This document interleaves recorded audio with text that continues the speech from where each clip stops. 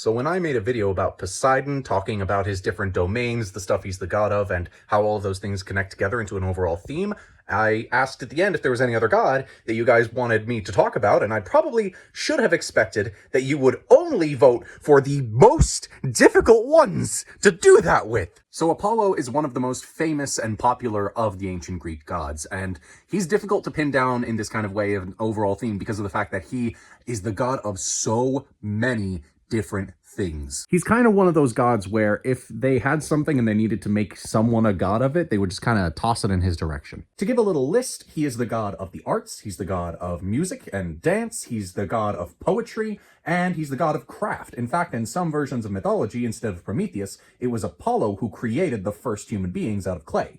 But as well as being a god of art and music, he was also a god of logic. In fact, he wasn't just a god of logic, he was a god of the civil, aka towns, buildings, infrastructure. So he was the god of some very concrete things and different arts and crafts, right? So there's something there, right? Except he's also the god of prophecy, telling the future or learning things without being able to see them and just... Yeah, of course he is. All right, so that's quite a list. He's also the god of cattle. He likes cows. Am I missing anything? Oh yeah, he's also the god of healing. So if you're sick or you're hurt, he can make you feel better. Or worse, if he's pissed off at you, plagues would have been blamed on Apollo. He's also the god of archery, very good with bows and arrows. But the thing he's probably most associated with is light. He's the god of the sun, or, well, kind of. Helios is the god of the sun, but in later versions of Greek mythology, they were kind of syncretized into being the same god. So instead of there being Apollo and also Helios, Helios was just an aspect or another name of Apollo. So that seems like a confusing laundry list, but it'll actually become clear in a minute when I tell you the thing that the Greeks probably would have considered to be his main thing. But to tell you that, I gotta tell you about his sister.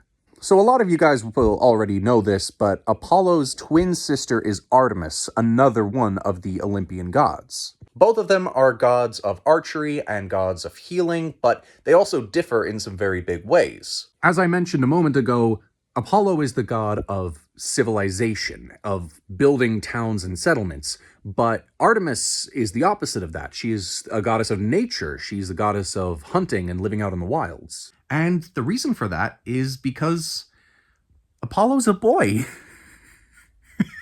In modern civilization, in our modern culture, we have this idea of nature being something that is for men. It's something for men to tame, or like surviving out in the wilderness is considered a manly thing. But gender norms are extremely malleable and are considered completely differently depending on where and when you are. As a result, in ancient Greece, or at least in ancient Athens, it was thought that building is for boys and nature is for girls. Because you see, Apollo is the god of boys.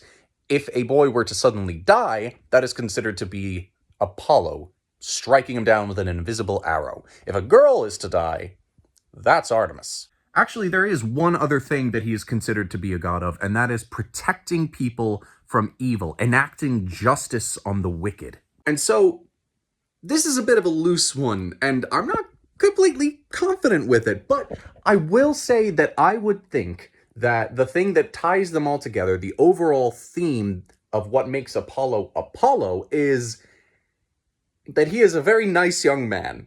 I know that there are a number of different myths where his approach to consent may contradict our view of those things, but the Greeks kind of just decided anything that is associated with being young, being male, and being virtuous is something to be assigned to Apollo. If you're good at archery, that's great. If you're logical and able to vocally reason things, fantastic, that's Apollo. But if you're also good at music or storytelling or poetry, that's Apollo. If you go on to found a city or lead a people to great prosperity, that's Apollo. You have a bunch of cattle, which is considered to be a sign of great wealth. Well, guess who? So, branding-wise, I guess what I'm saying is Apollo is for the boys. And also he's the god of light.